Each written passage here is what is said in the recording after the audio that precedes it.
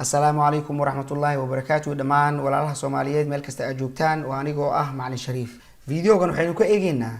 maxaa laga doonayaa iskoolaadka marka dib loo furo September maxaa laga doonayaa macallimiinta iyo ardayda ugu horreyn subscribe saar channelkan lana wadaag walaalaha kale si ay iyaguna uga faa'iideystaan sidoo kale comment saar oo sax wixii qaldan iskoolaadka wadankan waxay wajihi doonaan semesterkii ugu adkaa abad marka dib loo furo September wasaaradda waxbarashada wadankan waxay soo saartay warbixin ku aadan waxa laga doonayo iskoolaadka waxa laga doonayo macallimiinta iyo ardayda si loo yareeyo isku gudbinta cudurka COVID-19 maxaa laga doonayaa iskoolaadka waxa laga doonayaa inuusan iskoolka soo xaadirin canug jiran ama qof kamid ah reerkiisu uu jiran yahay iskoolada waxa laga doonayaa inay si joogto ah u nadiifiyaan meelaha carruurtu badanaa ay taabtaan iyo qalabka ay isticmaalaan ka hor inta aysan isticmaaleen iyo ka bacdi marka ay isticmaalaan iskoolaadka waxa laga doonayaa inay yareeyaan tirada ardayda wada galaysa halka galaas si loo helo meel ay ku kala durkaan iskoolka waa inuu ka baaqsado isku imaanshaha ardayda sida assemblyga oo kale dhaqdhaqaaqa iskoolka dhexdiisa waa inuu yaraado oo ardayda looga dhigo bareegooda waqtiyo kala gedisan si ay dhammaantood hal meel iskugu iman iskoolka ardaydu waa inay kala waqti soo galaan si ay kala waqti u dhameeyaan sida in loo dhaxaysiiyo galaas kasta 20 daqiiqo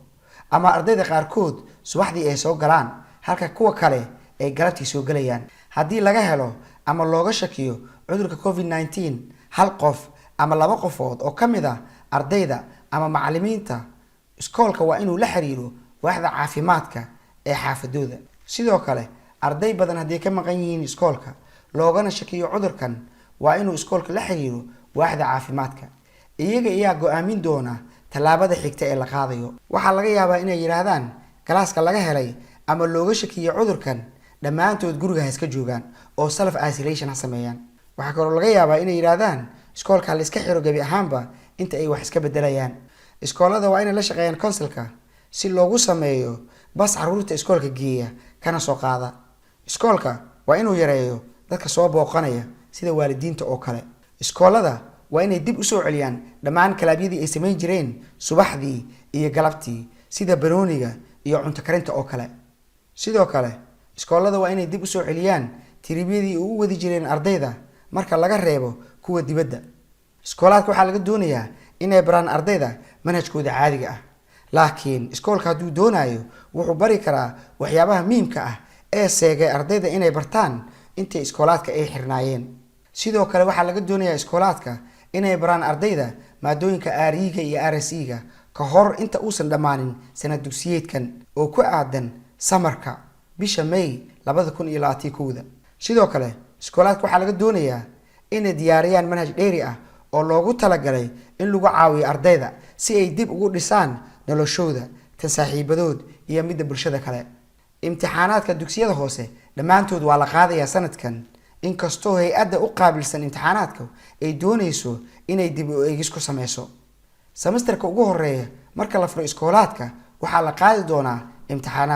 imtixaanaadkan waxaa geli doona ardayda aan ku qancin grade-kooda GCSE-ga ama kuwa aan ku qancin grade-kooda A level-ka maxaa laga doonayaa shaqaalaha iskoolka dhammaan shaqaalaha iskoolka waxaa laga doonayaa inay isku jirsadaan 2 mitir ayna ka baaqsadaan inay booqdaan qolka shaqaalaha macallimiinta caawiya ee loo yaqaano teacher assistants waxaa loo ogolaaday inay wax bari karaan carruurta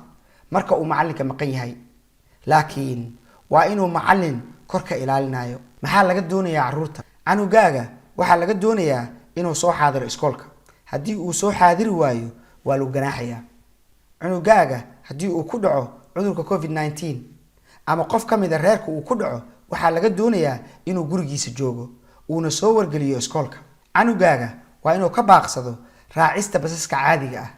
khaasatan subaxdii iyo galabtii marka ay raacayaan dadka shaqaalaha ah canugaaga haddii uu bas u soo raacayo iskoolka waa inuu xiran yahay gafuur dabool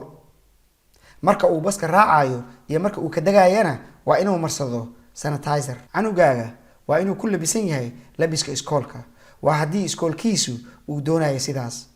waana inuusan u soo qaadan iskoolka wax uusan u baahnayn iskoolka markuu yimaado cunugaaga waxaa laga doonayaa inuu si joogto ah u dhaqo gacmihiisa, khaasatan marka iskoolka u yimaado iyo marka uu bareega kasoo laabto. sidoo kale waxaa laga doonayaa inuu gacmihiisa marsado markasta sanitizerka. canugaaga waa inuusan taaban afka hore gafuur daboolka uu xiran yahay marka uu iska siibayo. ugu dambeyn, canugaaga waxaa laga doonayaa inuu la yimaado iskoolka qalab kasta uu u baahan yahay sida mastarada, calculatorka, qalamaanta iyo wixii la mid ah. haddii uusan la imaan, loo ogolaan maayo inuu tabalcaareysto qalabkan. sidaa darteed, hubi subax kasta in canugaaga ay u dhammaystiran yihiin qalabkan. Assalaamu calaykum waraxmatullahi wabarakaatu. waa mahadsantihiin.